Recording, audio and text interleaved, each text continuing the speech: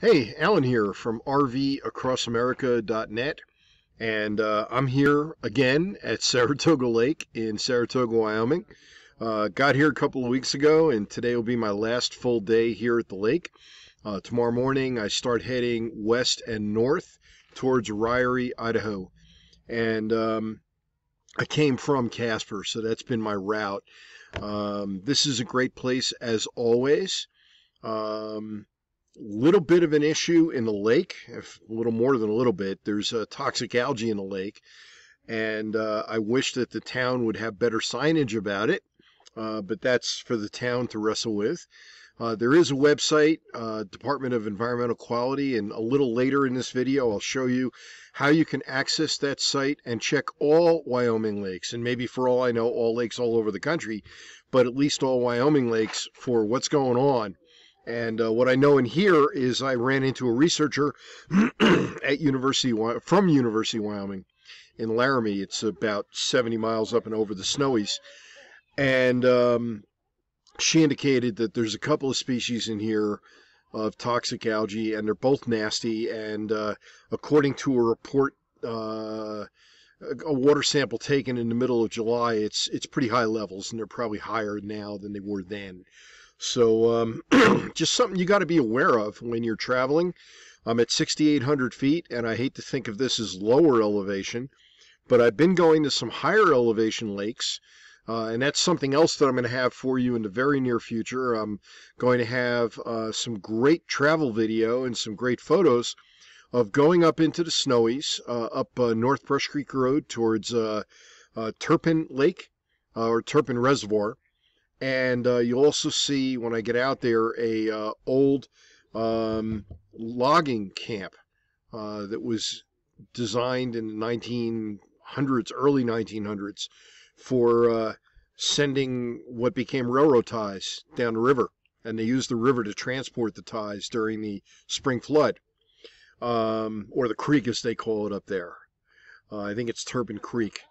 But I also made it up to the top of the Snowies, did a couple days of paddling in the, and Turpin, by the way, is great for paddling. And again, you'll see some video of that, not in this post, but very soon. I've got a lot of stuff I've yet to process, and when I get over to Ryrie, hopefully I'll have time and the energy to do it.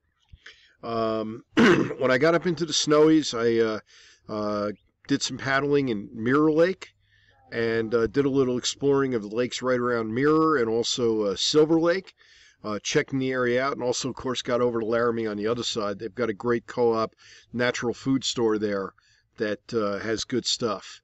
So that's where I've been, and there's plenty of stuff coming up from there. I also have a new series of posts coming up. I've got a post from 2013 that I'm resurrecting, and it's all about spending winter in an RV, an entire winter in an RV. It was my first winter in Steamboat Springs, and the reason I'm resurrecting it is twofold. One, I ran across it and I found that the video on a different YouTube channel, not on mine, but on an old one of mine, actually had 354,000 views. So I guess people liked it. So I've moved it, or I posted a second copy onto my RVAcrossAmerica.net channel on YouTube, which I'd love for you guys to like the channel, click like, leave me words of wisdom. I'd love to hear from you. I'd love more interaction on that YouTube channel. And if you're finding this on my website, RVAcrossAmerica.net, this post will be at RVAcrossAmerica.net/Summer Saratoga. Now let's do this. Saratoga Summer 22. So /Saratoga Summer 22. That kind of makes more sense, doesn't it? Anyway, so I'm updating that 2013 post, and part of the reason is a friend of mine suggested to me, and I'm going to share this in another video that I'm going to make later, that I might want to take some of the photos that I've taken over the years, and I've taken about 2,500, and put together some picture book posts, and they'll be primarily that. And then I thought about it, and I said, well, that's a good idea, a really good idea, but then I'm also going to hyperlink the images back to the original post, so that if you see a picture that looks really inspiring, you can click on that image, and you can see where I was and what I was doing at that time. I don't know. Maybe it's cool. Maybe it's a waste of time. Love to hear from you, your thoughts on that. So again, I'm going to turn this over. I'm going to go inside in a little bit, and I'm going to locate the DEQ website, and I'm going to show you how you can pull up water quality if the community that you're traveling through doesn't post it. As you get from my body English, I think they should.